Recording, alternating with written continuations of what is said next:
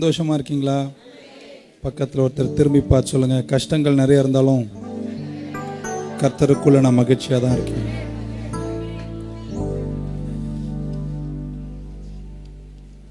ஒரு கோடி செல்வத்தை விட தேவ சித்தம்தான் விலையேறப்பெற்றது. ஆமென்.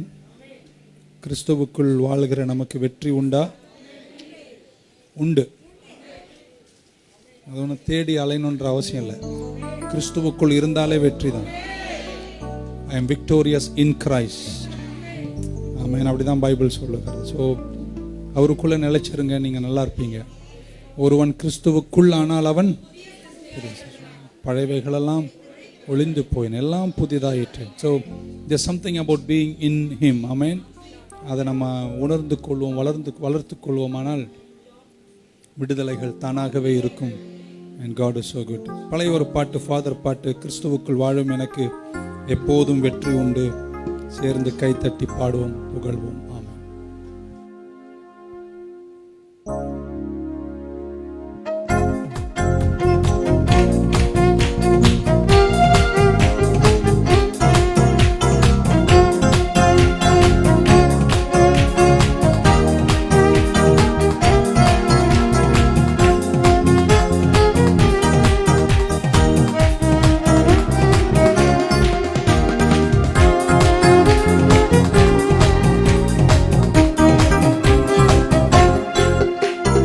என்ன துன்பம் வந்தாலும் நான் கலங்கிடவே மாட்டேன். என்ன துன்பம் வந்தாலும் நான் கலங்கிடவே மாட்டேன்.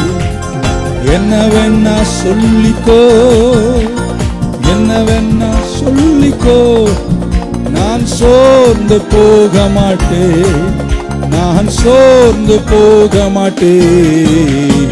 கிறிஸ்துவுக்குள் வாழும் எனக்கு எப்போதும் வெற்றி உண்டு. கிறிஸ்துவுக்குள் வாழும் எனக்கு எப்போதும் வெற்றி உண்டு.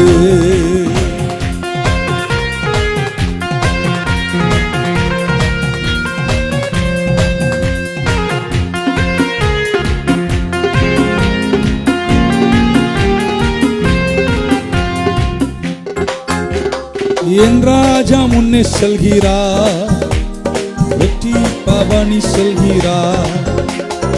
என் ராஜா முன்னே செல்கிறார், வெற்றி பவனி செல்கிறார். குருத்தோலை கையில் எடுத்து நான் ஓசன்னா பாடிடுவே, நான் ஓசன்னா பாடிடுவே. கிறிஸ்துவுக்குள் வாழும் எனக்கு எப்போதும் வெற்றி உண்டு.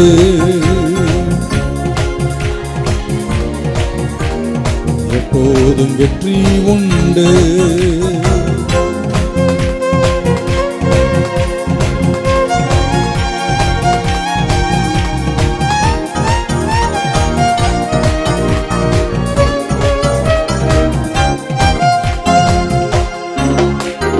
சாத்தானின் அதிகாரம் எல்லாம் என் இயேசு பறித்துக் கொண்டார்.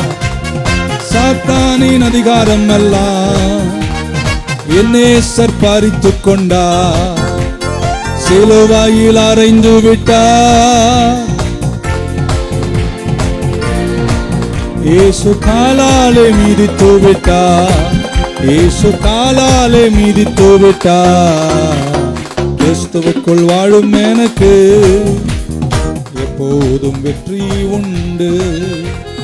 கிறிஸ்துவுக்குள் வாழும் எனக்கு எப்போதும் வெற்றி உண்டு.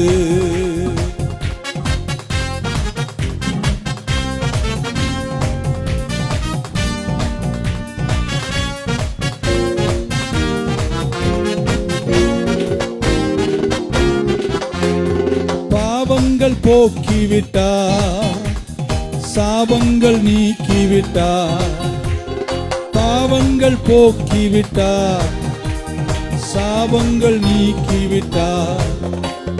இயேசுவின் தழும்புகளா, இயேசுவின் தழும்புகளா சுகமானேன் சுகமானேன். நான் சுகமானேன் சுகமானே, கிறிஸ்துவுக்குள் வாழும் எனக்கு எப்போதும் வெற்றி உண்டு. கிறிஸ்துவுக்குள் வாழும் எனக்கு எப்போதும் வெற்றி உண்டு.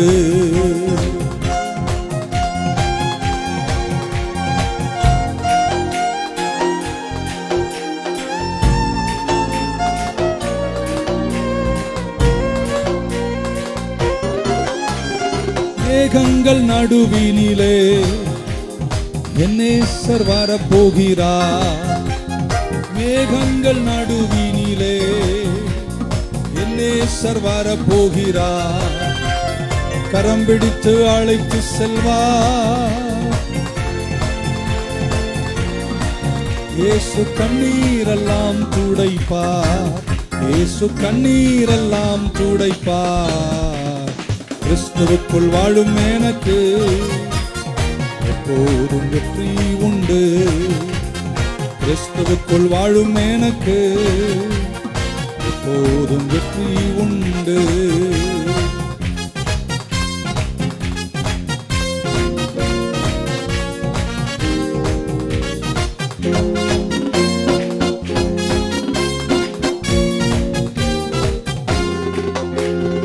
என்ன துன்பம் வந்தாலும் நான் கலங்கிடவே மாட்டேன். என்ன துன்பம் வந்தாலும் நான் கலங்கிடவே மாட்டேன். யார் என்ன சொன்னாலும் நான் சோர்ந்து போக மாட்டேன். நான் சோர்ந்து போக மாட்டேன். கிறிஸ்துவுக்குள் வாழும் எனக்கு எப்போதும் வெற்றி உண்டு. கிறிஸ்துவுக்குள் வாழும் எனக்கு எப்போதும் வெற்றி உண்டு. வெற்றி உண்டு, வெற்றி உண்டு, வெற்றி உண்டு, வெற்றி உண்டு, வெற்றி உண்டு, வெற்றி உண்டு, வெற்றி உண்டு, வெற்றி உண்டு. ஹல்லேலூயா.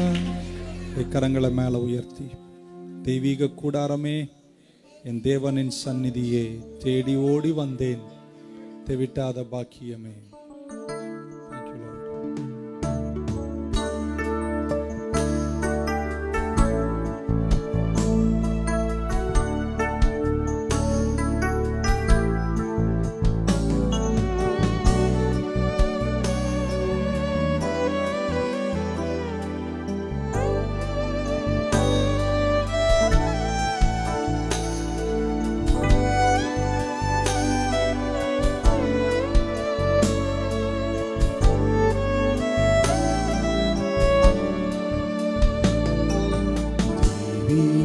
கூடாரமே,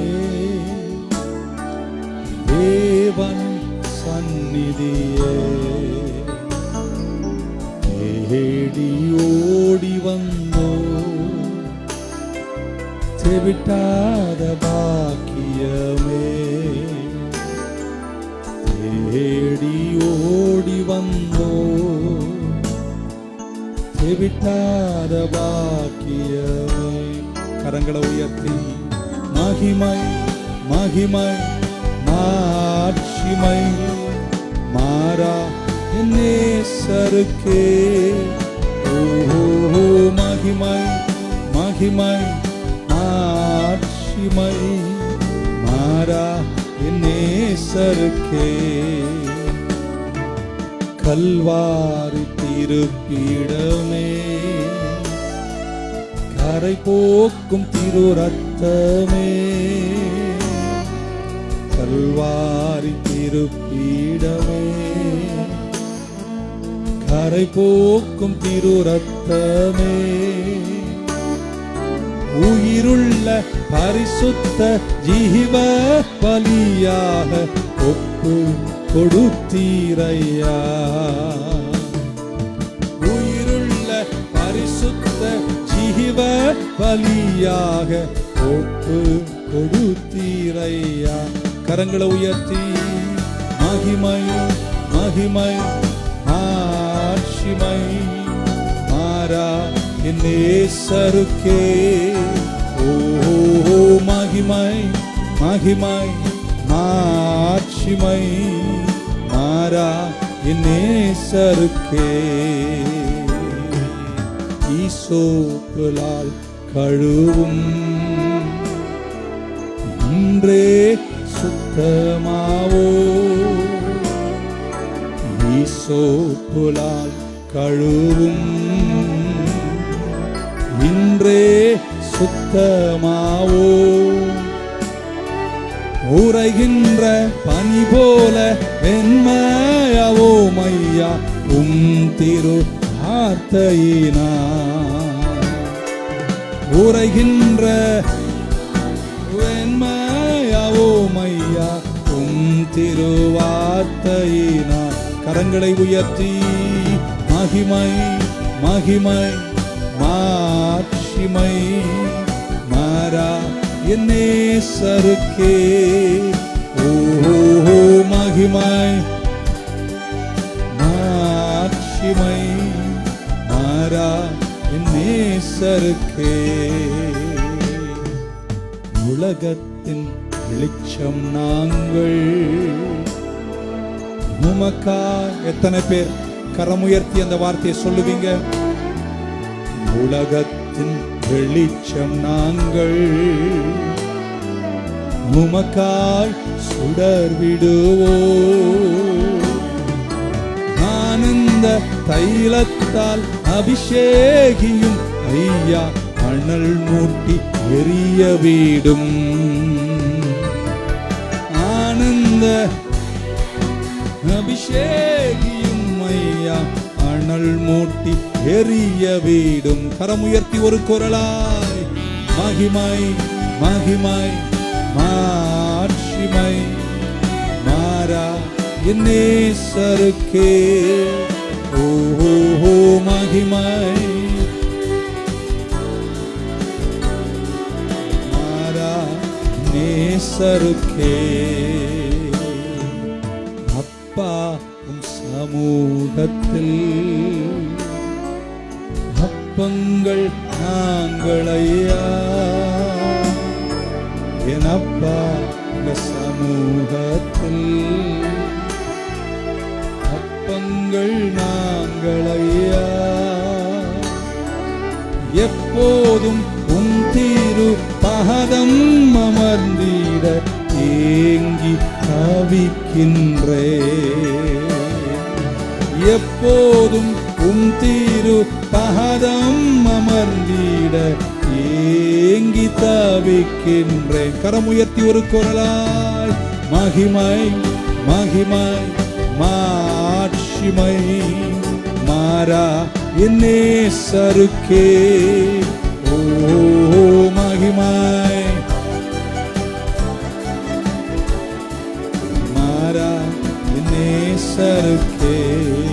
மகிமை மகிமை என் நேசருக்கே. மகிமை மாறா என் நேசருக்கே. ரெண்டு கரங்களையும் மேல உயர்த்தி தெய்வீக கூடாரமே என் தேவனின் சந்நிதியே. தேடி ஓடி வந்தே மறுத்து விட்டாத பாக்கியமே. மகிமை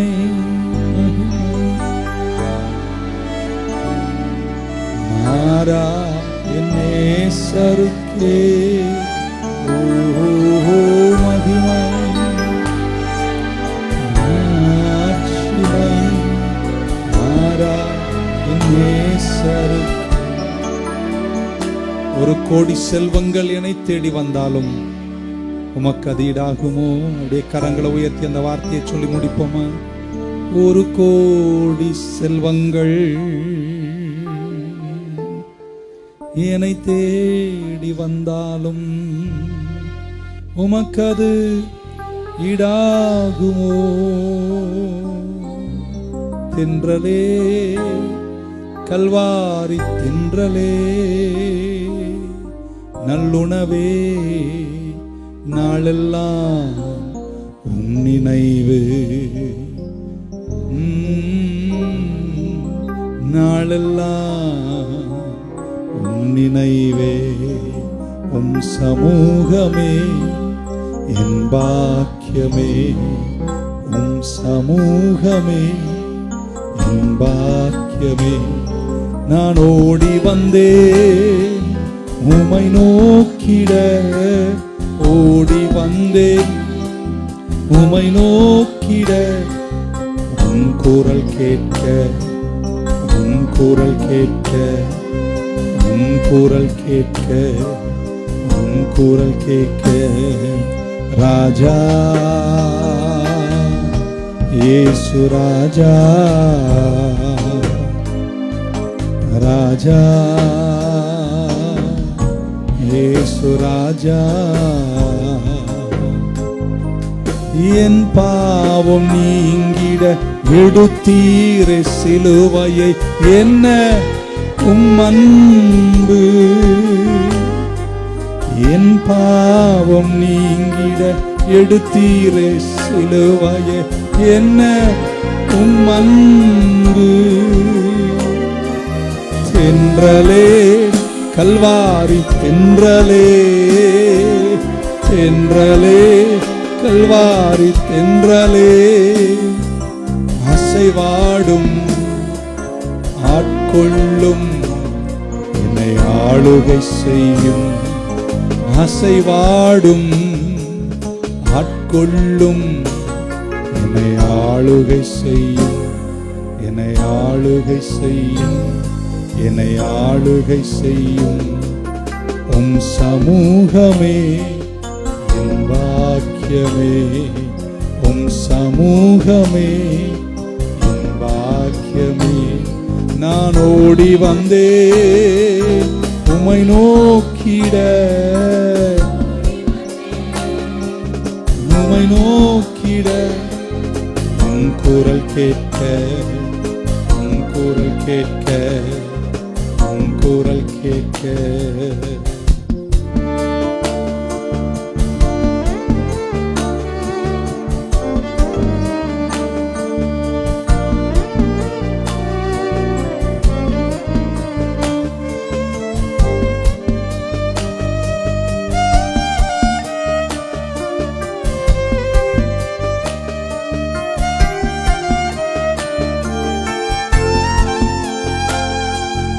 எத்தனையோ எழில்மிகு காட்சிகள் கண்டாலும் எல்லாமே மாயையா எழில்மிகு காட்சிகள் கண்டாலும் எல்லாமே மாயையா கரமுயர்த்தி தண்ணீரே ஊற்று தண்ணீரே தண்ணீரே ஊற்று தண்ணீரே உன் நதியில் ஒவ்வொரு நாளும் மூழ்கணுமே உன் நதியில் ஒவ்வொரு நாளும் மூழ்கணுமே நான் மூழ்கணுமே நான் மூழ்கணுமே உன் சமூகமே என் பாக்கியமே உம் சமூகமே என் கரமுயர்த்தி நான் ஓடி வந்தேன் உம்மை நோக்கிட ஓடி வந்தேன் உம்மை நோக்கிட உன் குரல் கேட்க இயேசுவே உன் குரல் கேட்க உன் குரல் கேட்க எத்தனை பேர் இன்னைக்கு கரம் உயர்த்தி என் வாழ்க்கையில் இருக்கிற எல்லாவற்றை விட முதலாவது உம்முடைய சமூகம் உங்க ராஜ்யம் தான் எனக்கு மேன்மையானது உங்க முகம் பார்க்கணும் உங்க அழகை ரசிக்கணும் உங்க குரல் கேட்கணும் என்ற ஏக்கத்தோடு உங்க திரு சமூகத்துக்கு நான் வந்திருக்கிறேன் என் செல்வத்தை விட என் எல்லாவற்றை விட நீரே எனக்கு நிறைவானவர்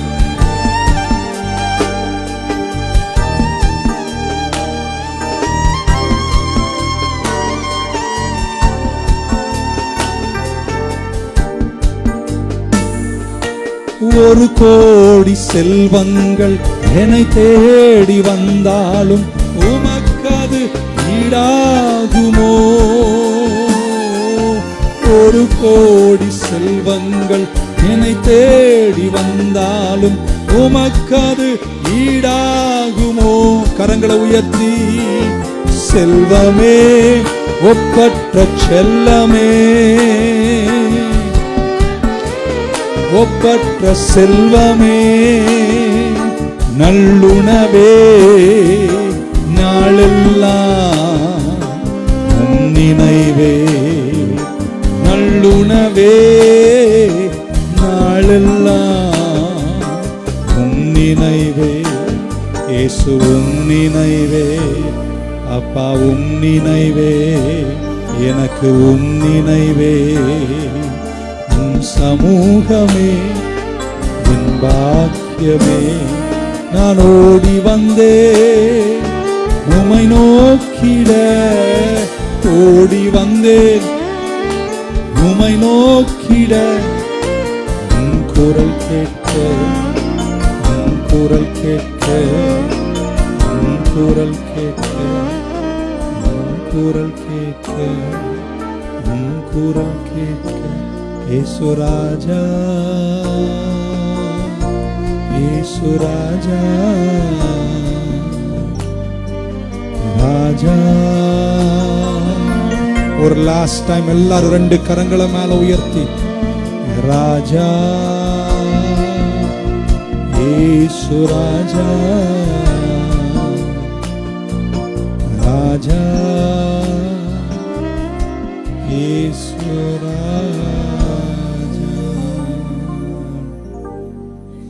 ரெண்டு கரங்களை மேல உயர்த்தி உம் திருப்பாதத்தில் எங்களை சமர்ப்பிக்கிறோம். உங்க கூடவே நான் இருந்துடுறோம்ப்பா.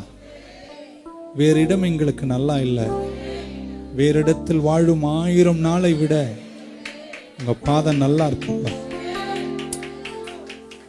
உலகம் எங்களுக்கு சாதகமா இல்லை. மரணதா, சீக்கிரம் வாங்க. இங்க நாங்க உங்க பிரசன்னத்தை நாங்க ஒரு கண்ணாடியில பார்க்கிற மாதிரி கொஞ்சம் துளிகளை பார்க்கிறோம். ஒரு நாள் அந்த மரியாள் உங்க பாதத்தில் அமர்ந்தது போல உங்க திருப்பாதத்தில் நித்திய காலம் அமர்ந்துட நீர் வருவீர் என்ற ஏக்கத்தோடு வேதம் சொன்ன வார்த்தையை நம்பி விசுவாசத்தோடு காத்திருக்கிறோம். கரங்கள் எல்லாரும் உயர்த்தி, thank you Jesus, glorify your name. அப்படியே கரங்களை மேல உயர்த்தி சி மைனர் கொடுத்து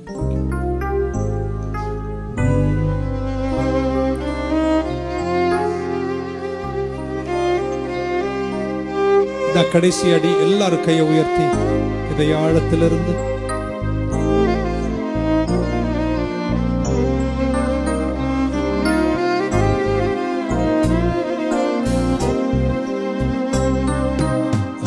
ஆறுதலின் தெய்வமே, உம்முடைய திரு சமூகம் எவ்வளவு இன்பமானது. ஆறுதலின் தெய்வமே, வேறிடத்தில் 1000 நான் வாழ்வதை விட உம்மிடத்தில் ஒரு நாள் மேலானது. வேறிடத்தில் 1000 நான் வாழ்வதை விட உம்மிடத்தில் ஒரு நாள் மேலானது. ஒவ்வொரு நாளும் உமது இல்லத்தின், ஒவ்வொரு நாளும் உமது இல்லத்தின் வாசலில் காத்திருப்பேன், வாசலில் காத்திருப்பேன். கரமுயர்த்தி சொல்லுவோமா? ஆறுதலும் தெய்வமே, உம்முடைய திரு சமூகம் எவ்வளவு இன்பமானது. ஆறுதலும் தெய்வமே. இயேசுவின் நாமத்தில் பிதாவே. Please be seated. உட்காரலாம், பாடிட்டே இருக்கலாம். But we got to go. சீக்கிரம் ஒரு நாள் பரலோகம் போகிறோம்ல. 15 பேர், மற்றவங்களாம் இங்கே இருப்பீங்களோ? Okay, alright. கர்த்தருடைய சித்தத்தை அறிய வேணும் என்ற ஏக்கம் உள்ளவங்க மட்டும் ஆமேன்னு சொல்லுங்க பார்க்கலாம். போன சனிக்கிழமை நான் உங்கள் கூட தேவ சித்தம் அறிவது என்பதை குறித்து பேசியிருக்கின்றேன்.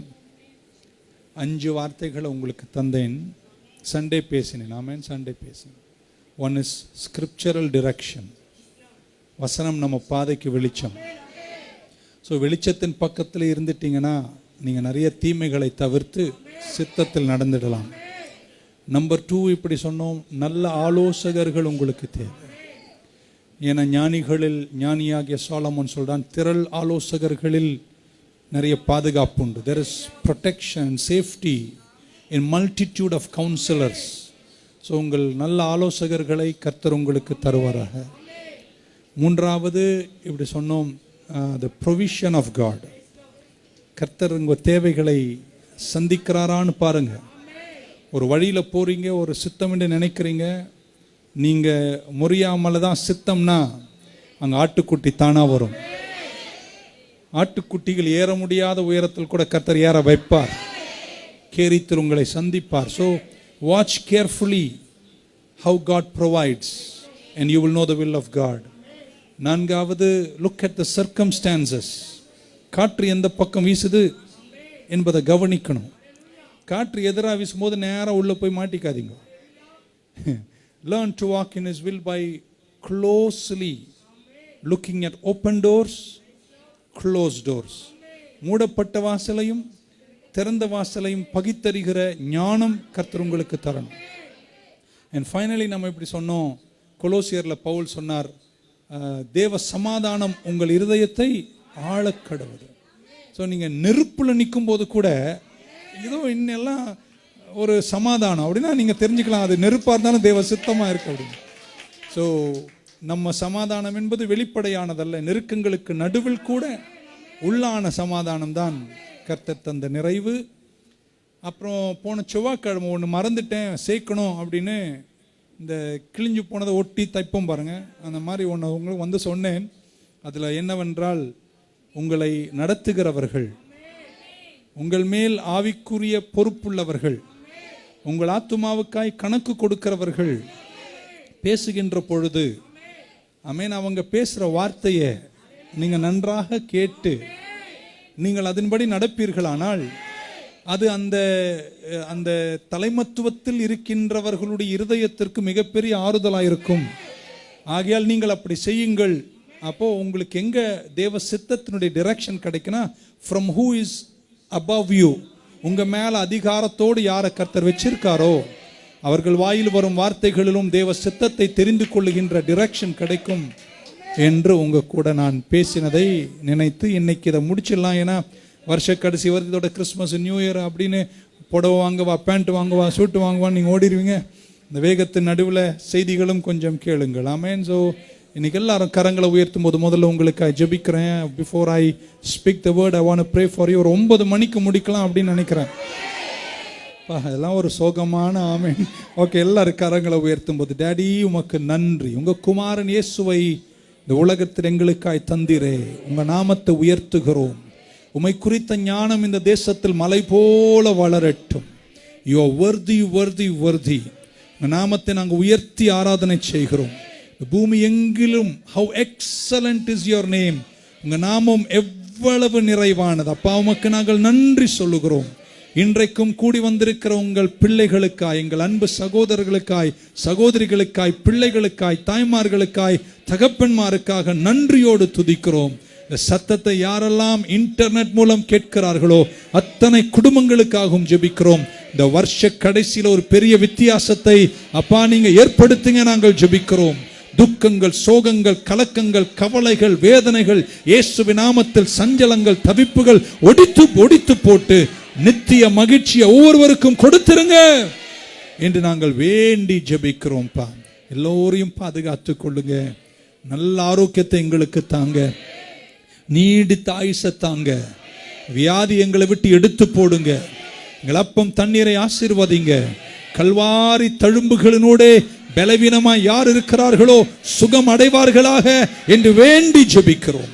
கர்த்தாவே, உங்க கரம் எங்க கூட இருக்கட்டும். எங்கள் எல்லாரையும் பாதுகாத்துக் கொள்ளுங்க. நீங்க பேசணும்ப்பா. ஒரு சாதாரண பாத்திரத்தினுடைய தான் வசனங்கள் சொல்லப்படுகிறது. we are just weak people. ஆனா உங்க வார்த்தையை கிளாரிட்டியோடு சொல்ற ஞானம் எங்களுக்கு தருவீராக. பிள்ளைகள் கேட்கிற ஞானம் கொடுங்க, வளரச் செய்யுங்க, காத்துக்கொள்ளுங்க என வேண்டி ஜெபிக்கிறேன். இயேசு கிறிஸ்துவின் நாமத்தில் ஜெபிக்கிறோம் ஜீவனுள்ள எங்கள் நல்ல பிதாவே. நல்லவராமேன்னு சொல்ல மாட்டீங்களா? ரோமருக்கு அப்போஸ்தலனாகிய பவுல் எழுதின நிருபம் Romans 12 verse 1 and 2 மட்டும் நம்ம வாசிப்போம். 2 வசனங்கள், ரோமர் 12 1 2. நான் வாசிக்கிறேன், உங்கள் வேதத்தின் மொழியில் கவனியுங்கள். I beseech you therefore, brethren and sisters, by the mercies of God, that you present your bodies a living sacrifice, holy, acceptable to God, which is your reasonable service. ரெண்டாம் வசனம் தான் ரொம்ப முக்கியமா இன்னைக்கு நான் பார்க்க விரும்புகிறேன். And do not be conformed to this world. Don't do like the world. உலகத்திற்கு நேர் விரோதமா நீங்க இருக்கணும் அப்படின்னு சொல்ல. Don't be conformed to this world. No. பக்கத்துல சொல்லுங்க no. இன்னொரு வாட்டி சொல்லுங்க no means no. இன்னைக்கு முடிக்கிற வரைக்கும் இருப்பீங்களா போயிருவீங்களா? காரசாரமான விஷயம் இருக்கு அதுல. But be transformed by the renewing of your mind, that you may prove what is that good and acceptable and the perfect will of God. தமிழ்ல படிச்சிருப்பீங்கன்னு நினைக்கிறேன். ஆமென். ஸோ அந்த 2ஆம் வசனத்தினுடைய 2வது பங்குல சொல்றாரு, நீங்க உலகத்திற்கு ஒத்த வேஷம் தெரியக்கூடாது. அப்புறம் சொல்ற prove what is that acceptable perfect will of God. தேவனுக்கு ஏற்ற பரிபூரண சித்தத்தை உங்க வாழ்க்கையில நீங்க நிரூபிச்சு காண்பிக்கணுமா? பக்க சொல்ல நான் கண்டிப்பா காட்டுவேன் அப்படின்னு. சில நேரங்கள்ல நம்ம வாழ்க்கையில நம்மளே இதுதான் நல்லதுன்னு நினைச்சு சில தேவையில்லாததை கூட அல்லது குறைவானதை அல்லது கர்த்தர் விரும்பாததை ரொம்ப நேசித்து அதையே நம்ம ரொம்ப பெருசாக நினைச்சு அதில் செட்டில் ஆகி விடுகிறோம். ஆண்டுகளுக்கு முன்பு எனக்கு ஒரு ஃபியட் கார் கொடுக்கப்பட்டது. போக போக அது துருப்பிடிக்க ஆரம்பிச்சது. துருப்பிடிச்சோன்னா அதை டிங்கரிங் பண்ணி போக போக அதை டிங்கரிங் பண்ணுறதும், டயரை மாற்றுறதும், இன்ஜினை ரிப்பேர் பண்ணுறதும், அதை மாற்றுறதும், இதை மாற்றுறதும் என்ன ஆச்சுன்னா நமக்கும் அந்த காருக்குமே ஒரு ஆகம் வந்துடுச்சு. எனக்கு அப்புறம் என்னன்னா அந்த கார் ரொம்ப பிடிக்கும். சிலர்லாம் வந்து சொல்லுவாங்க, நான் இந்த வாங்கினையா ஹிண்டாய் வாங்கினேன், நடப்போயா ஃபியட் மாதிரி எதுவும் வராதே அப்படின்னு. இப்படி நானே சொல்லி ஆனால் ஆக்சுவலாக ஓட்டக்கார் தான் அது.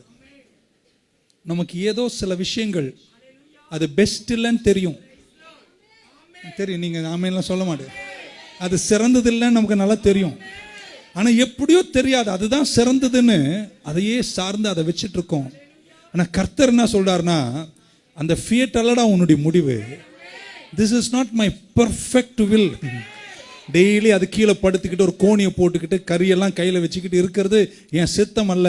உனக்கு நான் பிராண்ட் நியூ ஹுண்டாய் தரேன் அப்படின்றார். அதெல்லாம் எனக்கு வேணாங்க, எனக்கு இது அப்படின்னு தேவன் வச்ச உன்னதத்திற்கு தாழ்வானதை ஏற்றுக்கொள்ளுகின்ற ஒரு வாழ்வில் வாழ்வதை நான் நிறைய பார்க்கிறேன். நான் இன்னைக்கு ஜெபிக்கிறேன், கர்த்தர் உங்களுக்கு பரிபூர்ணமான ஒருவேளை அந்த தரித்திரமோ வேதனையோ ஏதோ ஒன்று அது கூட உங்களுக்கு கம்ஃபர்டபுளா இருந்தா கர்த்தர் அது வெளியே கொண்டு வந்து தேவ சித்தத்தில் உங்களை கர்த்தர் நிலைக்க செய்வாராக.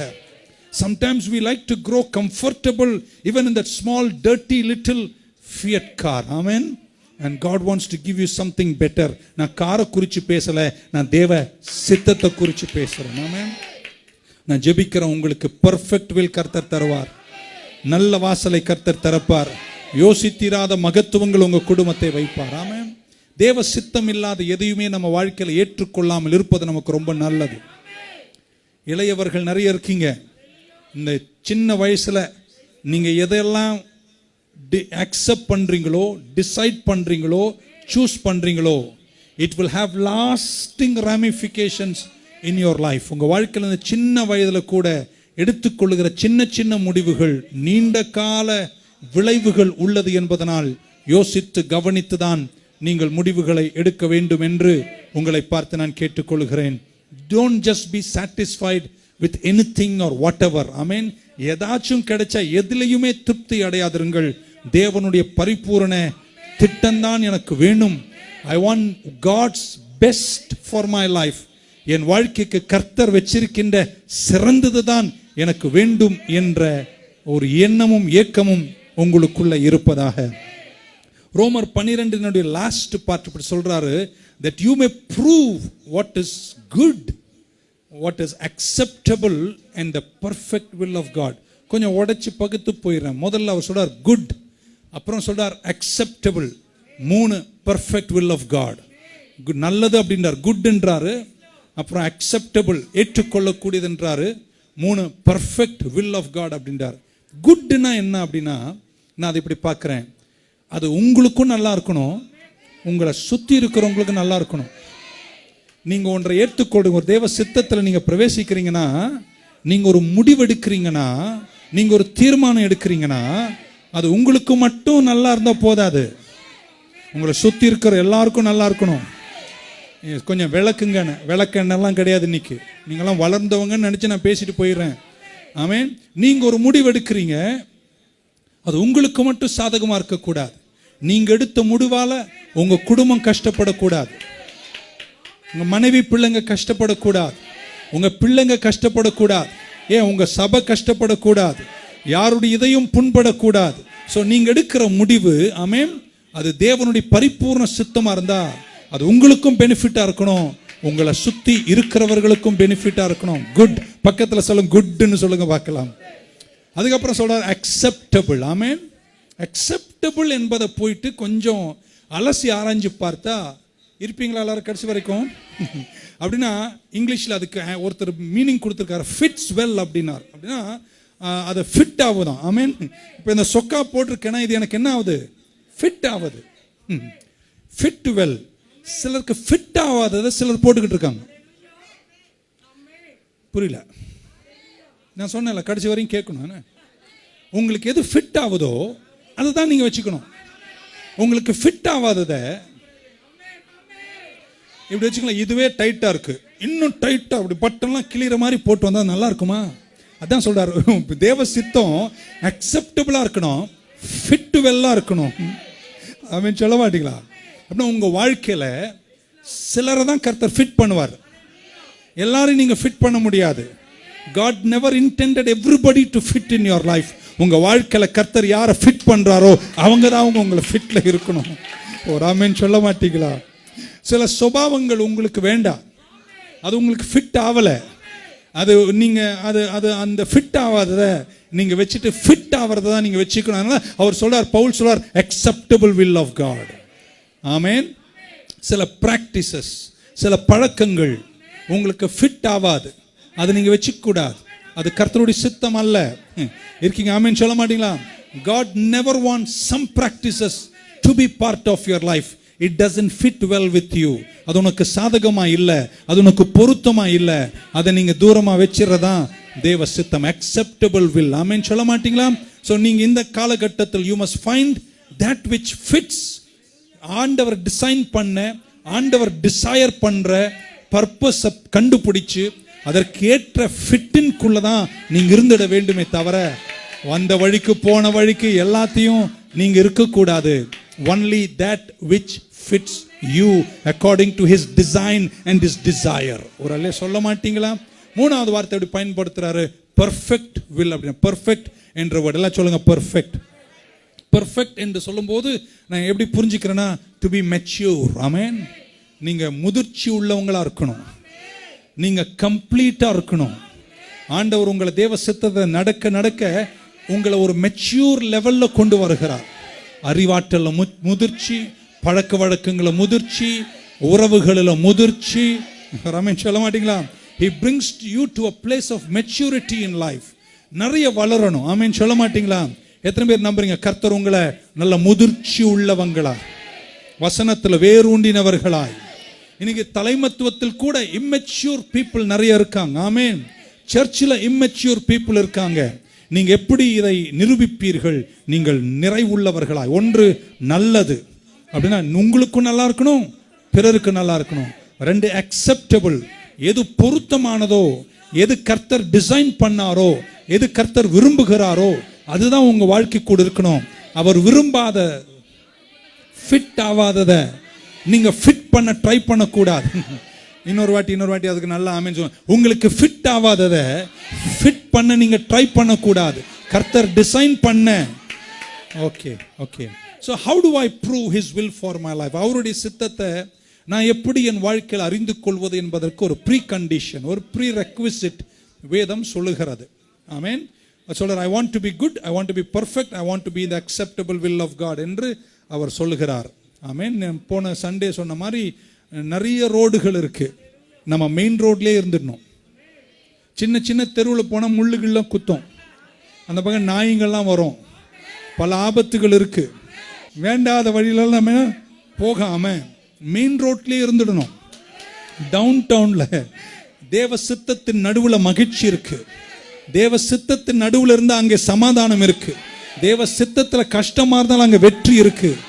பக்கம் அங்கதான் நான் இருக்க விரும்புகிறேன். அது எங்க? தேவனுடைய சித்தம். Good, perfect, acceptable will of God. So அப்போஸ்தலனாகிய பவுல் 12ஆம் அதிகாரத்தில் இப்படி ஒரு ப்ரீ ரெக்வெஸ்ட், ஒரு ரெக்குவயர்மெண்ட் கொடுக்குறாரு. நம்ம 1ஆம் வசனத்தில் முதல்ல இப்படி சொல்றார், present your bodies as a living sacrifice. உங்கள் சரீரங்களை ஜீவ பலியாக, பரிசுத்தமும் ஜீவ பலியாக ஒப்பு கொடுங்கள் அப்படின்றார். நம்பர் 1 பிரசன்ட் அப்படின்றார். I beseech you therefore brethren by the mercies of God that you present. எல்லாம் சொல்லுங்க present. கூர்ந்து கவனிக்கணும். அந்த present என்ற வேர்ட் அதுக்கு என்ன அர்த்தம்னா எக்ஸிபிட்னு அர்த்தம். எக்ஸிபிஷன் போறீங்க, எக்ஸிபிஷன்ல போனா என்ன இருக்கும்? என்ன சொல்லுவாங்க தமிழ்ல? பொருட்காட்சி. அப்படின்னா நிறைய பொருட்களை எதுக்கு வச்சுக்கிறாங்க? காட்சிக்கு வச்சுக்கிறாங்க. அந்த மாதிரி உங்கள் சரீரங்களை நீங்க பிரசன்ட் பண்ணணும். அப்படின்னா என்ன பவுல் மீன் பண்றார்னா, உங்க வாழ்க்கைய கர்த்தர் பரிசுத்தமும் ஜீவ பலியுமாய் நான் எப்படியும் பலிபீடத்திலே கவுந்து படுத்துக்கிறேன். இல்லைங்க, நீ கவுந்து படுத்து என்ன பிரயோஜனம்? உங்களுடைய சரீரங்களை ஜீவ பலியாய் பிரசன்ட் பண்ணுங்க, எக்ஸிபிட் பண்ணுங்கன்றார். ஆமென். அந்த கிரீக் வேர்ட்னுடைய அர்த்தம் put your life on exhibition. Put your life on exhibit. ரொம்ப கஷ்டம். பைபிள் உண்மையா பைபிளை பேசினா அடுத்த வாரம் நீங்க நிறைய பேர் வருவீங்களான்றது எனக்கு சந்தேகம் இருக்கு. அப்புறம் ஒரு அலையை சொல்லிட்டு பார்க்கலாம். ஸோ எக்ஸிபிட் அப்படின்றார். ஆமென். ஸோ நம்ம எல்லாருமே, என்னையும் சேர்த்து சொல்றேன், நம்ம ஃபுல்லா நம்ம வாழ்க்கைய எக்ஸிபிஷன்ல வைக்க மாட்டோம். என்னையும் சேர்த்து தானே சொன்னேன் நான். ஏன்னா நிறைய எடிட்டு சென்சார்லாம் இருக்கு. இது எல்லாத்தையும் கொண்டு போய் எல்லாரும் முன்னாடியும் வைக்க முடியாது. ஆனா அத பவுல் சொல்றார், நீங்க என் சித்தத்தில் நடக்கணும்னா உங்கள் சரீரங்களை நீங்க எக்ஸிபிட் பண்ணணும்ன்றார், பிரசன்ட் பண்ணணும்ன்றார். ஒரு ஆமீன் சொல்ல மாட்டீங்களா? என்ன சொல்றேன், நிறைய பேர் நம்ம கடந்து வந்த பாதையில நிறைய தவறுகள் இருக்கு.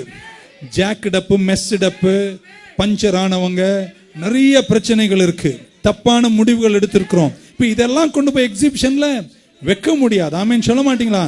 ஆனாலும் கர்த்தர் என்ன தெரியுமா சொல்றாரு, நீங்க என்கிட்ட வரும்போது உங்க கடந்த காலம் எப்படி இருந்தாலும், அது உளையான சேற்றில் இருந்தாலும், நான் இறங்கி வந்து உன்னை தூக்கி எடுத்து உன்னை கழுகி உன்னை சுத்திகரிச்சு உன்னை சாங்டிஃபை பண்ணி உன்னை பிரித்தெடுத்து உன்னை பரிசுத்த பாத்திரமாக என் கண்மலையில நிறுத்தி எல்லாரும் பார்க்கத்தக்க ஒரு எக்ஸிபிட்டாக பக்கம். அப்போ அப்படிங்க. ஆனா இப்போ கர்த்தர் என் பாதங்களை கண்மலையின் மேல் நிறுத்தி அந்த எக்ஸிபிட்டுக்கு வந்தா தேவ சித்தத்தில் நீங்க நடப்பீங்கன்னு. அப்போ எப்படியோ என்பது என் கர்த்தர் கவலைப்படல. ஆனா இப்போ என்ன விரும்புகிறார்னா, உன்னை சுத்திகரித்து அழகுள்ள ஒரு பாத்திரமாக கர்த்தர் உன்னை வெளிக்காட்ட விரும்புகிறார். எல்லாரும் முன்னாடி உன்னை எக்ஸிபிஷன்ல வைக்க நினைக்கிறார். சீக்கிரம் ஒரு நாள் வருவதாக ஆவடியில் இருக்கிறவங்க சொல்லுவாங்க, அந்த சர்ச்சுக்கு போறாங்களே அந்த சிஸ்டர், என்ன சிஸ்டருங்க, என்ன பிரதருங்க, என்ன ஒரு சுபாவம், பார்த்தாலே போதுங்க சந்தோஷங்க. அப்படி சொல்றது நல்லா இருக்குமா? ஆனா ஆண்டவர் சொல்றார், நீங்க தேவ சித்தத்தின் நிறைவில் இருக்கணும்னா உங்க பாடிஸ எக்ஸிபிஷன்ல வைக்கணும், உங்க சாட்சி எக்ஸிபிட்ல இருக்கணும். இருக்கீங்களா? ஒரு ஆமென் சொல்ல மாட்டீங்களா? ஆமென். ஆண்டவர் உங்களை அப்படிப்பட்ட மகத்துவத்தில் வைப்பார். ஹல்லேலூயா. நம்ம நடிக்க வேண்டிய அவசியம் நிறைய பேர் எல்லாமே தங்களுக்கு சரியா அந்த நடக்கும்போது கூட அது பரிசுத்த நடை பார்த்துருக்கீங்களா? எல்லாமே தங்களுக்கு சரியா இருக்கிற மாதிரி ஒரு ஃபீலிங் காட்டுவாங்க. நீங்க அப்படி இருக்க வேண்டிய அவசியம் இல்லை. நீங்கள் எல்லோரும் பல கஷ்டங்கள் குற்றங்கள் வழியா வந்தவங்க தான். ஆனா நீங்க கர்த்தர்கிட்ட வந்தா அவர் உங்களை வணைஞ்சு உருவாக்கி எக்ஸிபிட்ல நான் இப்படி சொல்ல போறீங்க, நீங்க நிறைய பேர் சீக்கிரம் பயங்கரமான சாட்சியா மாறுவீங்க. ஹல்லேலூயா, ஆமென். நம்ம எல்லாரும் எல்லாமே சரியா செய்தவர்கள் அல்ல. நம்ம எல்லாரும் எல்லா காலத்திலும் சரியாய் வாழ்ந்தவர்கள் அல்ல. நம்ம குற்றம் இல்லாதவர்கள் அல்ல. நம்ம எல்லாரும் குற்றம் இல்லவர்கள். ஆனா ஒரு நாள் வரும், நீங்க சொல்வீங்க, அப்ப நான் அப்படி வாழ்ந்தேன், ஆனா இப்ப நான் கர்த்தருடைய பிள்ளையாய் வாழுகிறேன் என்ற எக்ஸிபிட்டுக்கு நீங்க வரணும். ஆகையால் அவர் சொல்றார், உங்கள் சரீரங்களை ஜீவ பலியாய் பிரசன்ட் பண்ணுங்க. அந்த பிரசன்ட் என்ற வார்த்தைக்கு எக்ஸிபிட் என்ற அர்த்தமாகும். ஆமென் சொல்ல மாட்டீங்களா? எடிட் பண்ணாம கர்த்தர் காட்டுவார், சென்சார் இல்லாம காட்டுவார். இங்க தான் இருந்தாங்க, ஆனா இப்ப பாரு அவங்க எங்க இருக்கிறாங்க என்ற அளவிற்கு நம்முடைய வாழ்க்கை இருக்க வேண்டும். அதுக்கப்புறம் பிரசன்ட் என்று சொல்லிவிட்டு சொல்றார், யுவர் பாடிஸ். அந்த பாடிஸ் என்று வரும்போது everything connected to your life, உங்க வாழ்க்கையோடு இணைக்கப்பட்ட எல்லாம், everything associated to you, everything belongs to you, everything that is part of your life. உங்க பாடிஸ் என்னும் போது உங்களோடு சார்ந்த எல்லாவற்றையும், ஆமென், கர்த்தர் சொல்லுகிறார். ஸோ உங்க வாழ்க்கையை கர்த்தர் ஒரு எக்ஸிபிட்டாக, ஒரு பொருட்காட்சியாக கர்த்தர் பெயிண்ட் பண்ண விரும்புகிறார். கர்த்தர் உங்களை பெயிண்ட் பண்ணும்போது அறக்குறையாலாம் பண்ண மாட்டார், முழுசாதான் பண்ணுவார். கொஞ்சம் தூரத்தில் உங்களை பரிபூரண சாட்சிகளாய் கர்த்தர் காட்சி பொருட்களாக உங்களை தேவனுக்கு ஏற்ற சாயல் உள்ளவர்களாக கர்த்தர் நிற்க வைப்பார்.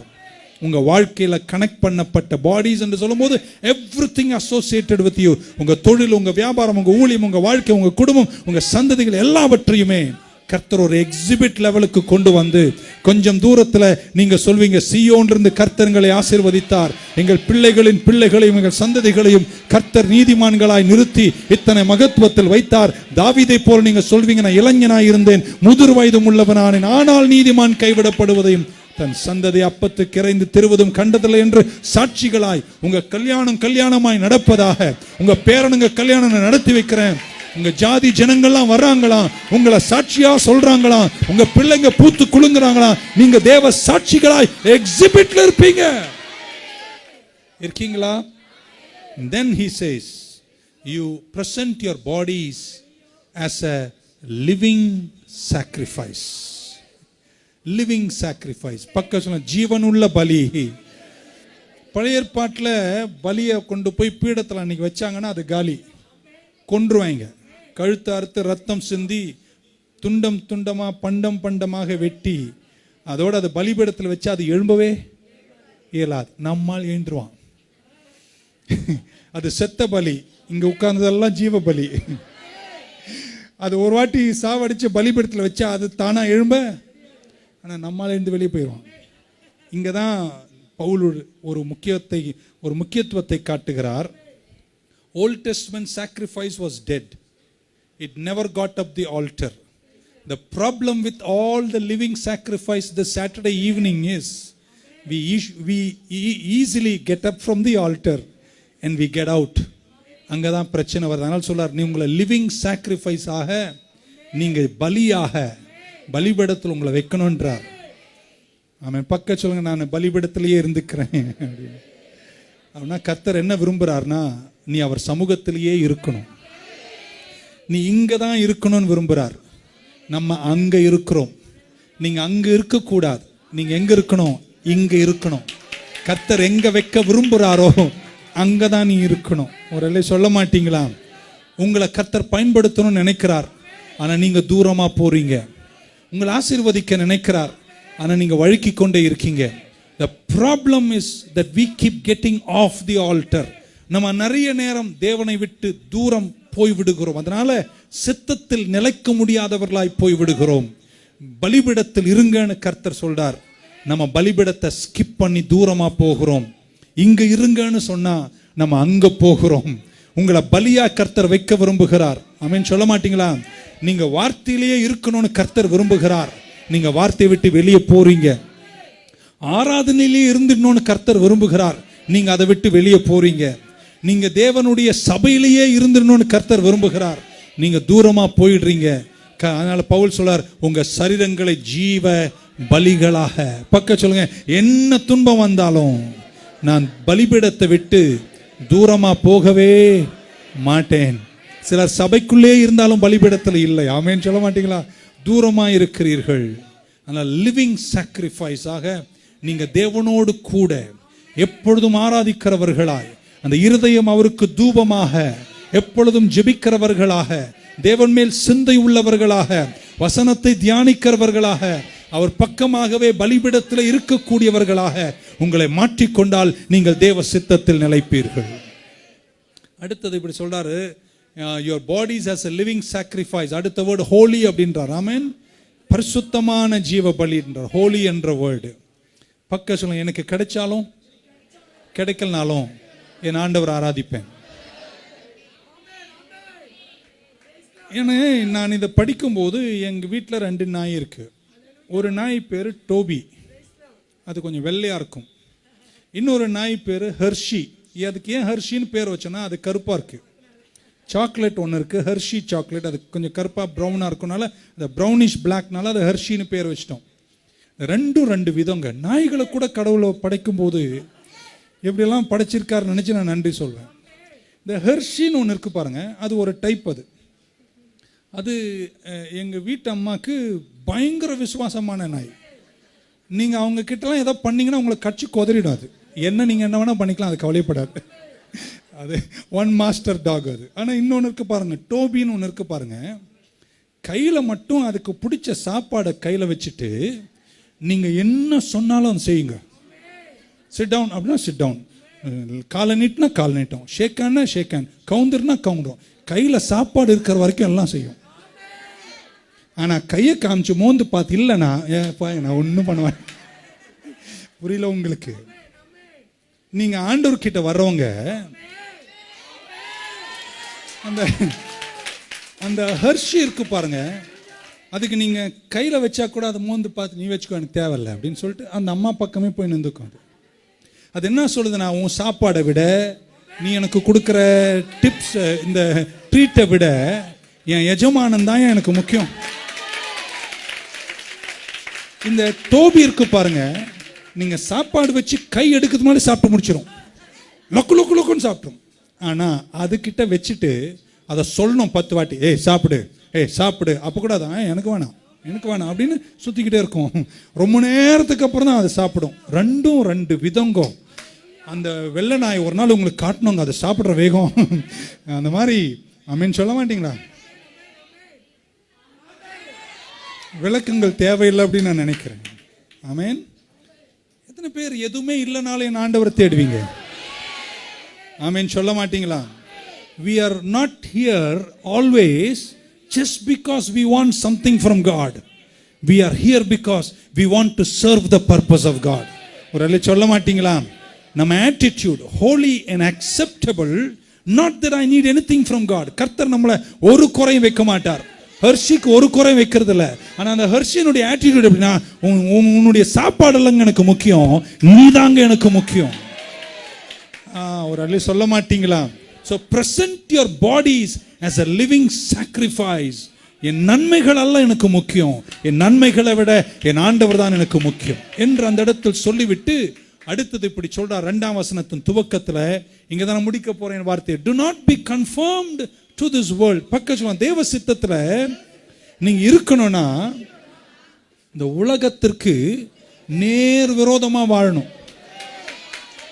இப்போதான் நீங்க போயிருவீங்களா இருப்பீங்களா அப்படின்னா வீடு கர்த்தர் தருவார், ஆசீர்வாதம், கார் தருவார், அந்த சைடுக்கே வரலங்க. அதெல்லாம் கர்த்தர் தர ஆசீர்வாதங்க, அது வேதத்தில் நிறைஞ்சிருக்குங்க. அது எதுவுமே நாங்க தொடவே இல்லைங்க. ஒரு ஆமேன் சொல்ல மாட்டீங்களா? ஆனா நீங்க இந்த பூமியில் இருக்கும்போது ஆமேன் சொல்ல மாட்டீங்களா?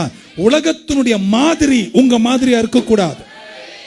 நீங்க வித்தியாசமா தான் இருக்கணும். உலகத்தை நீங்க பின்பற்றக்கூடாது, உலகம் தான் உங்களை பின்பற்றணும். உலகம் செய்வதெல்லாம் நீங்க செய்யக்கூடாது. ஆமென் சொல்ல மாட்டீங்களா? உலகம் பிக் பண்றதெல்லாம் நீங்க பிக் பண்ண கூடாது. அவங்க கிழிஞ்ச பேண்ட் போடுறாங்க, நீங்க முழுசா போடுங்க. அவங்க ஆம்பளை பசங்களாம் காதுல கடுக்கன் போடுறாங்க, நீங்க போடாதீங்க. அடுத்த வாரம் வாங்க தயவு செய்து. அன்னைக்கு பார்க்குறேன் ஒரு பையன் இங்கே போட்டிருக்கான் ஒரு இதை, என்ன இது கடுக்கன் இங்கே போட்டிருக்கான். அது எப்படி ஓட்ட போட்டாங்கன்னு தெரியல. இது எதுக்குப்பா அப்படின்னு கேட்டேன். அதுக்கு தான் அப்படின்றான். அது உலகம் அப்பப்போ வேண்டாதெல்லாம் பண்ணும். நீங்க தேவ சித்தத்தில் இருக்கிறவங்க ஆமென் சொல்ல மாட்டீங்களா? God does not want us to be conformed to this world. இந்த உலகம் செய்யற நிறைய விஷயத்தை நீங்க செய்யவே கூடாது. எனக்காக ஒரு உதவி செஞ்சு பக்க சொல்லுங்க. உலகம் நிறைய செய்யுங்க, ஆனா நான் தேவ பிள்ளை, வசனத்தின்படி தாங்க செய்வேன் அப்படின்னு சொல்லி கையை தட்டி ஒரு ஆமென் சொல்லிடுங்க பார்க்கலாம். உலகம் ஸ்டாண்டர்ட் உங்க ஸ்டாண்டர்டா இருக்க கூடாது. பைபிள் ஸ்டாண்டர்ட் தான் உங்க ஸ்டாண்டர்டாக இருக்க வேண்டும். உலகத்துல என்ன ஹாட் இன்னைக்கு இந்த சீசன்ல என்ன ஹாட்டோ அந்த ஹாட்ல போயிட வேண்டியது. உலகத்துல 1000 ஹாட் வரும், நாங்க அந்த ஹாட்ல போக மாட்டோம், நாங்க இந்த ஹாட்லயே போயிடும். ஒரு ஆமென் சொல்ல மாட்டீங்களா? உலகம் சொல்வதெல்லாம் விசுவாசி செய்யக்கூடாது. ஒரு அழில சொல்ல மாட்டீங்களா? அந்த ஐடியல்ஸ் எல்லாம் நம்ம ஐடியலா இருக்க கூடாது. அவங்க எல்லாரும் கையில ஃபுல்லா பச்சை குத்திப்பாங்க, நீங்க குத்தக்கூடாது. குத்துனீங்கன்னா தோத்துறோம். இனி குத்தாதீங்க, அது இயேசுவின் ரத்தத்தால் கழுவப்படுவதாக. இப்படிலாம் ஒரு பிரசங்கம் பண்ணணும்னு ஆசைப்பட்டேன். இப்படிலாம் பண்றதில்லை நான் அவ்வளவா. But we should not be conformed to the world என்று பைபிள் சொல்லுகிறது. ஆமென், ஹalleluya. உலகம் செய்கிற எதையுமே நீங்கள் செய்யக்கூடாது. சொல்ல மாட்டீங்களா?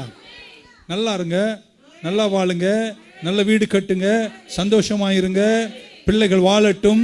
குறிப்பா இளைஞர்களுக்கு சொல்றேன், உலகத்தில் இருக்கிற ஹாட்டெல்லாம் நீங்க பிக் பண்ணக்கூடாது. நீங்க எல்லாருமே உங்க சுட்டி கல்லூரியில இதுதாங்க இப்ப சீசனல் ஹாட், நீங்க சொல்ல நான் தேவ புள்ளங்க, அதை தொடமாட்டேன்னு சொல்ற தைரியம் உங்களுக்கு இருப்பதாக. நிறைய விஷயம் சொல்லணும், ஆனா யாரையுமே உலகத்தில் கூட நான் காயப்படுத்த கூடாது என்று நினைக்கக்கூடாது என்பதனால் நான் விட்டு விடுகிறேன். உலகத்திற்கு ஒத்த வேஷம் நீங்கள் என்ன செய்யக்கூடாது, தரிக்க கூடாது. நீங்கள் கர்த்தருடைய பிள்ளைகளை போல தான் வாழ வேண்டும். ஒரு அல்ல சொல்ல மாட்டீங்களா? And then finally he says, but be transformed by the renewing of your mind அப்படின்றாரு. என்ன don't be conformed to this world. உலகத்தினுடைய ஸ்டாண்டர்ட் உங்க ஸ்டாண்டர்டா இருக்க கூடாது. நீங்க அதுக்கு நேர் உலகத்துல வாழணும். உலகத்துல சுத்தி நமக்கு நிறைய விஷயங்கள் இருக்கு. அதில் வாழும்போது கூட உலகம் உனக்கு ஸ்டாண்டர்டை சொல்லக்கூடாது. நீங்க தேவ பிள்ளைகளாக அதன் நடுவில் வாழுகிற திறன் உள்ளவர்களாய் தேவ சித்தத்தில் வாழ வேண்டும். அதுக்கப்புறம் எப்படி சொல்றார்? but be transformed by the renewing of your mind. அந்த renewing of your mind என்பதற்கு renewing என்ற வேர்டை போய் பார்த்தா அதுக்கு மீனிங் என்னன்னா, கிரீக்ல ரெனோவேஷன், ரெனோவேட்டட் அப்படின்னா உங்க திங்கிங்கை ரெனோவேட் பண்ணுங்கன்றார். ராமன் சொல்ல மாட்டீங்களா? உலகம் சிந்திக்கிற மாதிரி நீங்க சிந்திக்காம உங்க மைண்டை ரெனோவேட் பண்ணுங்க. அது பாழாய் போன ஒரு கட்டிடம்னா நீங்க அதை ரெனோவேட் பண்ணுங்க. நீங்க அவங்க சிந்திக்கிற மாதிரி நீங்க சிந்திக்க கூடாது, நேர் ஆப்போசிட்டா நீங்க சிந்திக்கணும். பக்கத்துல மைண்டை கொஞ்சம் ரெனோவேட் பண்ணுங்களேன் அப்படின்னு. 180 டிகிரிஸ் ஆப்போசிட் டைரக்ஷன்ல தான் கிறிஸ்தவன் சிந்திக்கணும். உலகம் சிந்திக்கிறதுக்கு நேர் விரோதமாய் நீங்கள் சிந்திக்க வேண்டும். பாஸ்டர் அவங்கெல்லாம் அதை தொங்க விடுறாங்க, நீ விடக்கூடாது. பாஸ்டர் அவங்கெல்லாம் செய்வாங்க, நீ என்ன செய்யக்கூடாது என்றுதான் பவுல் மீன் பண்ணுகிறாரோ என்று நான் யோசிக்கிறேன். God's way is so different. God does not operate by human logic. மனுஷன் செய்கிறவன் விதமாய் கர்த்தர் செயல்படுவதே இல்லை. ஆமென். எப்படி சொல்லலாம் அப்படின்னு யோசித்தேன். ஆண்டவர் ரொம்ப வித்தியாசமானவர். நீதிமொழிகளில் ஞானி இப்படி சொல்றார், ஒரு வழி உண்டு, there is a way, ஒரு வழி உண்டு, it seems right to man, அது மனிதனுக்கு நல்லதா தெரியுது, ஆனால் அது முடிவு மரணம் அப்படின்றார். ஸோ மனிதர்கள் தேடுகிற எல்லா வழியும் நம்ம வழி அல்ல, நம்ம வழி பைபிள் வழியா இருக்கணும் என்பதை அவர் யோசிக்கிறார் என்று நான் நினைக்கிறேன். ஆமென். So God operates differently than we operate. உலகத்துக்கும் நமக்கும் நிறைய வித்தியாசம் இருக்கு. 2-3 எக்ஸாம்பிள் சொல்லிட்டு முடிச்சற நீங்க போலாம். இந்த பூமியில நம்ம வாழணும்னா, நம்ம பிழைக்கணும்னா பைபிள் சொல்லுது நீங்கள் சாக வேண்டும். கிறிஸ்துவுக்குள் செத்தால் நீங்கள் பிழைப்பீர்கள். உலகம் அப்படி சொல்லல. ஆமென். பைபிள் நமக்கு சொல்லுது நீங்க மேலே ஏறணும்னா, உயரணும்னா நீங்க தாழ வேண்டும். தன்னை தாழ்த்துகிறவனை கர்த்தர். நம்ம பைபிள் அப்படி சொல்லுகிறது. நம்ம பைபிள் சொல்லுது நீங்க ஃபர்ஸ்டா இருக்கணும்னா நீங்க யாரா இருக்கணும்? லாஸ்டா இருக்கணும். யார் கடைசியா இருக்கணும்னு நினைக்கிறீங்களோ நீங்க ஃபர்ஸ்டா இருப்பீங்க. பைபிள் ரொம்ப டிஃபரண்ட். ஒரு ஆமீன் சொல்ல மாட்டீங்களா? யார் மேல இருக்கணுமோ முதல்ல நீங்க எங்க இருக்கணும்? கீழே இருக்கணும். பாட்டம்ல இருந்தா கர்த்தர் உங்களை டாப் கொண்டு வருவாரு. ஆமீன் சொல்ல மாட்டீங்களா?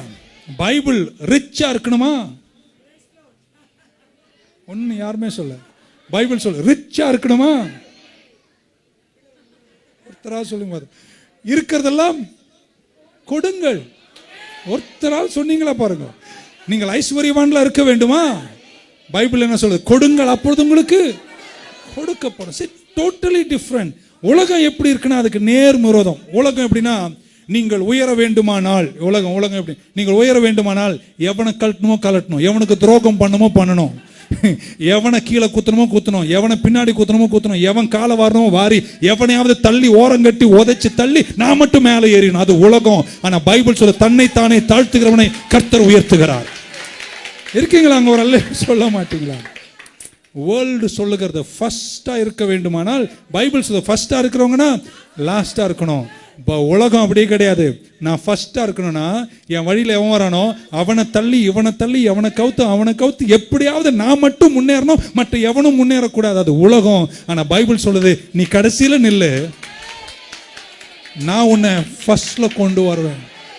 உலகத்திற்கு ஒத்த வேஷம் தெரிய முடியாது. உலகம் வேற, நம்ம வேற. ஆமீன் சொல்ல மாட்டீங்களா? ஆனா ஒன்று தெரியுமாங்க, நீங்க கர்த்தரை நம்பி லைன்ல போயிட்டு எல்லாரையும் தள்ளி இவனை கவுத்துட்டு நீங்க முன்னாடி போறதை விட நீங்க லாஸ்ட்ல நின்றீங்கன்னா, இருங்க கை தட்ட நேரம் வரும்போது தட்டிடுங்க. நீங்க லாஸ்ட்ல போய் கர்த்தாவே நாம இந்த உலகத்துக்கு ஏத்தவனா இல்ல, நீ என்ன உயர்த்துவீரு, நான் செய்ய வேண்டியது செஞ்சுட்டு நான் ஓரமா நின்றுக்கிறேன்னு நீ நிந்தினா லாஸ்ட்ல இருக்கிற உன்னை கர்த்தரை ஃபர்ஸ்ட்ல கொண்டு வந்து நீ யாரெல்லாம் கவுக்க நினைச்சு அவரெல்லாம் கர்த்தரே கவுத்து போட்டு. ஆனா ஒண்ணு தெரியுமா, அவர் உன்னை ஃபர்ஸ்ட்ல வைக்கும் போது அப்புறம் எவனாலும் உன்னை கலட்ட முடியாது. ஒரு சொல்ல மாட்டீங்களா? ஆமென். நீயா உன்னை தள்ளி ஆமென் சொல்ல மாட்டீங்களா? நீயா அதை பண்ணி என்னதான் மேலே ஏறினாலும் நீங்க புரிஞ்சுக்கணும், ஸ்னேக் அண்ட் லேடர்ல 99வது நம்பர்ல ஒரு ஸ்னேக் ஒன்று இருக்கு என்பதை புரிந்து கொண்டு சொயின்னு கீழே வந்துருவே. ஆனா கர்த்தர் உன்னை உயர்த்தும் போது நரகம் உன்னை கெடுக்க முடியாது, மனுஷன் உன்னை கெடுக்க முடியாது, நண்பர்கள் உன்னை கெடுக்க முடியாது, எவனும் உன்னை கெடுக்க முடியாது. கர்த்தர் உன்னை உயர்த்தி அழகு பார்ப்பார். Totally different ways. உலக வழி வேற, தேவ வழி வேற. தேவ வழியில் நிலைச்சிருந்து பாருங்க, வெற்றி நிச்சயம், விடுதலை சத்தியம். நரகத்தின் பேய்கள் உங்களை இருக்கவே முடியாது. நீங்கள் கர்த்தருக்குள் மரித்தால் உங்க சுயமென்னில் சாம்பலாய் மாறினா கர்த்தர் உங்களுக்கு சமாதான வாழ்க்கை கொடுப்பாரு. அந்த ஜீவனை யாரும் உங்ககிட்ட இருந்து எடுக்கவே முடியாது. மனிதனுடைய மேத்தமேட்டிக்ஸ்ல உங்களுக்கு 100% இருந்து நீங்க 10% கொடுத்தீங்கன்னா அது 90% ஆயிடும். கரெக்டா? உலகத்துல உங்க கையில 100 ரூபாய் இருக்குன்னா 10 ரூபாய் கொடுத்தா அது எவ்வளவு மாறும்? 90 மாறிடும். ஆனா பைபிள்ல உங்ககிட்ட 100% இருந்துச்சுன்னா நீங்க 10% கொடுத்தா அது 110% மாறிடும். ஏன்னா அவர் சொன்னார், கொடுங்கள் அப்பொழுது நான் கூட தானே கொடுப்பேனாரு. ஏங்க இன்னொரு வாட்டி நீங்க புரியாத மாதிரி சும்மா பார்க்க கூடாது. கர்த்தர் சமூகத்துல உலகத்துல 100 ரூபா இருந்துச்சு, 10 ரூபாய் எடுத்துட்டீங்கன்னா எவ்வளவு ரூபா இருக்கும்? 90 ரூபா இருக்கும். ஆனா கர்த்தர் சமூகத்துல அவர் சொல்றாரு, 100 ரூபாயில நீங்க 10 ரூபாய் எடுத்து கர்த்தருக்கு கொடுத்துட்டீங்கன்னா நான் அதை என்ன செய்வேன்? கூட கொடுப்பேன்றார். ஸோ அங்க 90 மாறும், இங்க அது 110 மாறும். ஏன்னா அவர் கூட கொடுப்பாராம். அதுக்கப்புறம் அமுக்கி குலுக்கி ஆட்டி சரிந்து விளம்படி. ஸோ உலகத்தினுடைய தத்துவம் வேற, தேவ தத்துவம் வேற. நீங்க உலகத்திற்கொத்த வேஷம் தெரியாமல் நீங்கள் என் பிள்ளைகளாக என் சித்தத்தில் வாழ்வீர்களே ஆனால் கர்த்தர் உங்களை ஆசீர்வதிப்பார். ஒரு அல்லேலூயா சொல்ல மாட்டீங்களா? ஆண்டவர் கொடுக்கும்போது எந்த சங்காரக்காரனும் உங்களை சங்கரிக்க முடியாது. உங்க களஞ்சத்தில் செல்வம் வந்து கொண்டே இருக்கும், நீங்கள் குறையவே மாட்டீங்க. அப்படியே குறைஞ்சா கூட நீங்க அசைய மாட்டீங்க. ஏன்னா நீங்க தேவ சித்தத்தில் இருக்கீங்க. அவர் உங்களை பாதுகாப்பார். Every component, every area of your life, you have to make a decision to stay in the center of the will of God. என்ன கஷ்டம் வந்தாலும், என்ன இடர்கள் வந்தாலும் சித்தத்தின் நடுவிலேயே இருப்பதை நீங்கள் தெரிந்து கொள்ள கற்றுக்கொண்டால் உங்களை கர்த்தர் வாழ வைப்பார், உங்களை அழகு பார்ப்பார், உங்களுக்கு செய்ய வேண்டியதை கர்த்தர் செய்வாரு. So you have a decision to make. ஆமென்.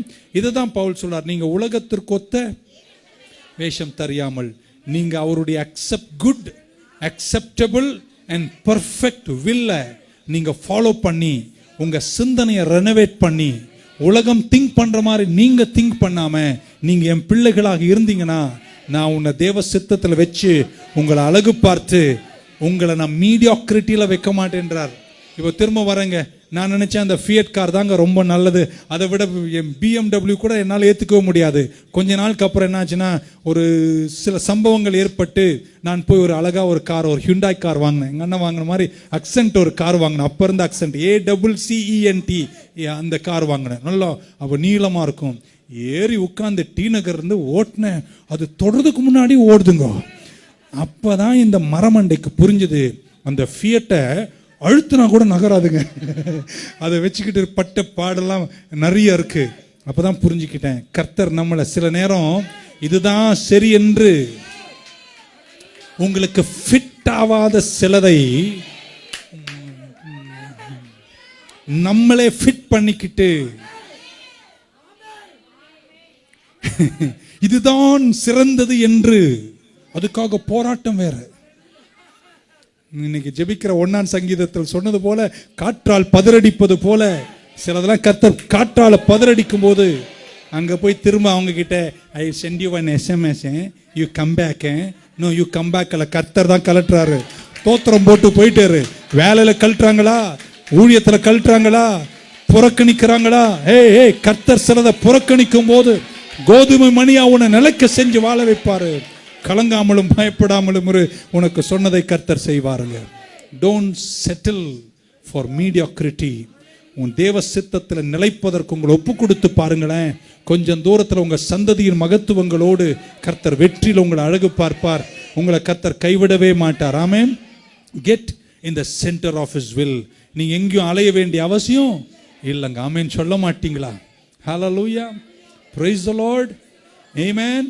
ஒரு சின்ன டிவி வச்சிருந்தேன், சின்ன டிவி, அதான் ஒரு 10 inches இருக்கும், இவ்வளோதான் இருக்கும். பின்னாடி அம்மாம்பேரிய பெட்டி. அப்பெல்லாம் அந்த சின்ன மூளைல அதுதான் நல்லதுன்னு நினச்சிட்டு அதுலேயே பார்க்குறது கண்ணெல்லாம் எரியுங்க. ரொம்ப நாளுக்கு அப்புறம் ஒருத்தர் ஒரு பெரிய டிவி வாங்கி கொடுத்தாரு. அப்போ கூட நான் சொல்கிறேன் இது மாதிரி வராது.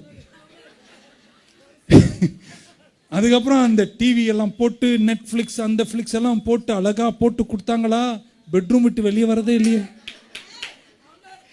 சம்டைம்ஸ் நம்மளே தேவையில்லாத ஒன்றை கூட இதுதான் சிறந்ததென்று நினைச்சு நம்ம வாழ்ந்து செத்து போயிடும்.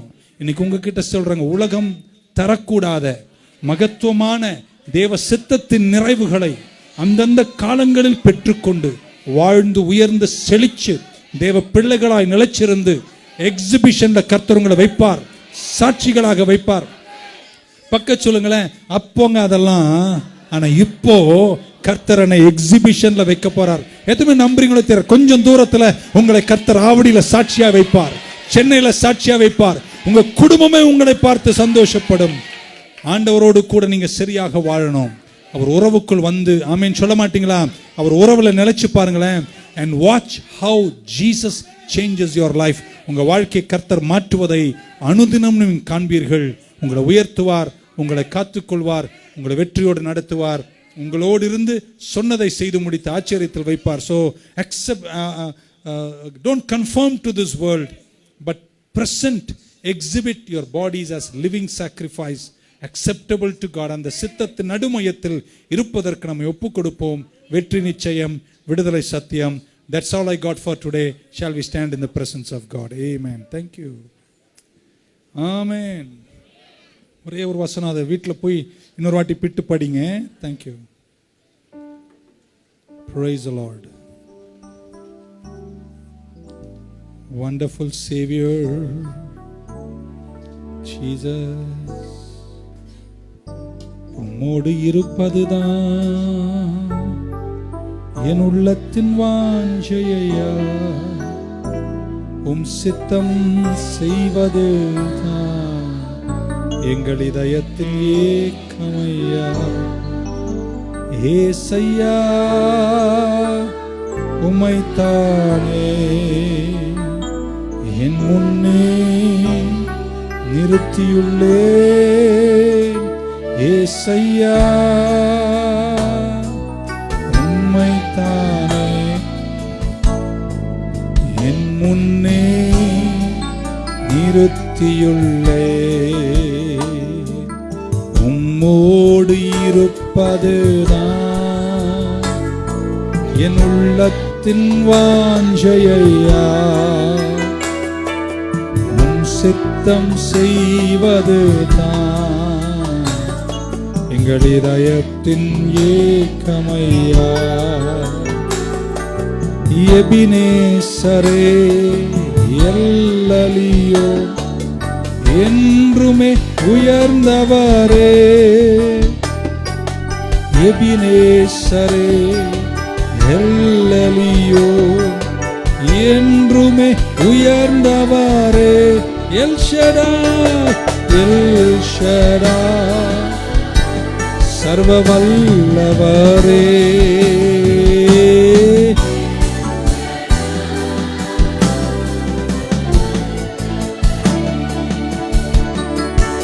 எல்ரோயி என்னை காண்பவரே, எல்ரோயி காண்பவரே. கரமுயர்த்தி ஏசையா, உம்மைத்தானே என் முன்னே நிறுத்தியுள்ளே ஏசையா,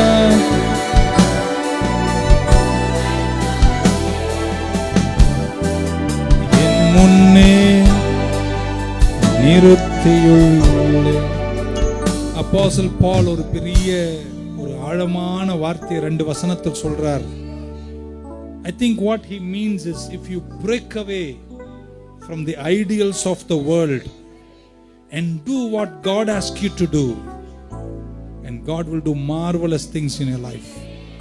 உலகத்திற்கு ஒத்ததை நீங்க செய்யாம நீங்க அதை உடைச்சிட்டு இந்த பக்கம் திரும்பினீங்கன்னா, நான் விசுவாசிக்கிறேன் கர்த்தர் உங்க வாழ்க்கையில உங்களை அசாதாரணமாய் வணைந்து உருவாக்குவார். ஆண்டவர் உங்களில ஏதோ ஒன்று ஸ்பெஷலா செய்யணும்னு நினைக்கிறார்.